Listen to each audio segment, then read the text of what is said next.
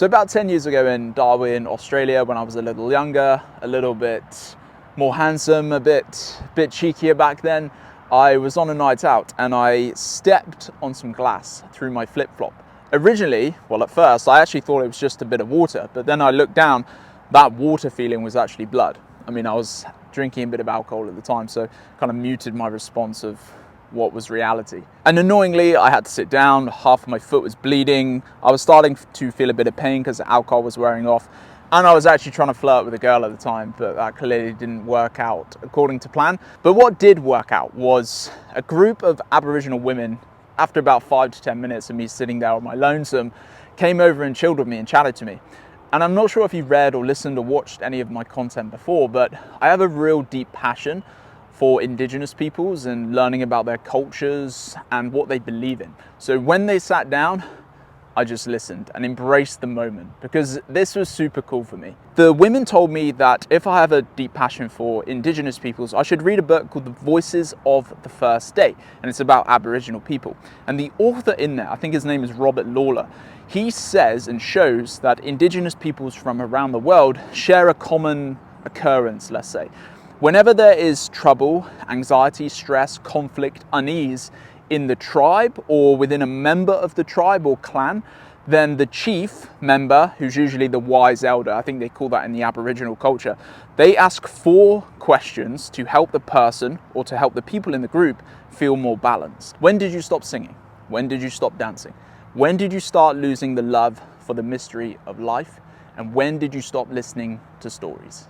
On the road again, I can't wait to get on the road again. Think of singing. By the way, if you did enjoy that part of singing, make sure to subscribe to my YouTube. So singing. Singing isn't all about just singing. Singing is about using your voice. This is speaking to your therapist about problems. This is voicing up in a relationship to clear some trouble, to get them some things on the table.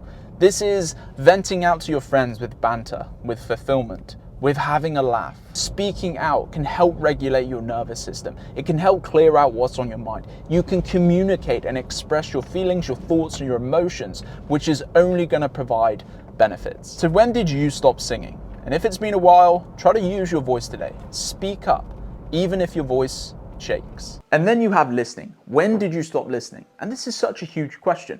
How often do you actually listen? And this is about listening to people much wiser than us, people who have wisdom, people who have made mistakes and we can learn from, people who have different perspectives, people to tell us, you need to stop doing that, people to put us in our place. And probably most importantly, listening fosters social connection. And as you and I know, we are social creatures. We need that for our survival and health and for the other person's survival and health. And then you have dancing. I was going to dance up to the camera there, but I'm not a great dancer. That would be embarrassing. If you look at any tribes and cultures from around the world, they have a tradition of dancing. From the Maori people doing the haka to the gumboot dance in South Africa and many, many others. You and I share that same tradition in our blood. We are just tribes people yearning to dance. Our campfire dance these days could be simply unloading the dishwasher, listening to your favorite Spotify song. It could be just going out night clubbing and raving until all hours. Dancing releases all those build up, stagnant emotions, and it's just a great way to let it all out of your mind. When did you last dance? And the last one, when did you lose your love for the mystery of life? Now, I'm not a wise elder, Aboriginal wise guy. I haven't been on this planet for that long. But what I have realized on my measly time on this earth is that however much we plan, meticulously plan things, life doesn't always seem to go that way. And when we try and plan everything, have everything in our control, it causes a lot of stress, needless worry, uncertainty, and a lot of anxiety. So losing that love for the mystery of life, to me, is about not trusting that things will work out, whatever you do.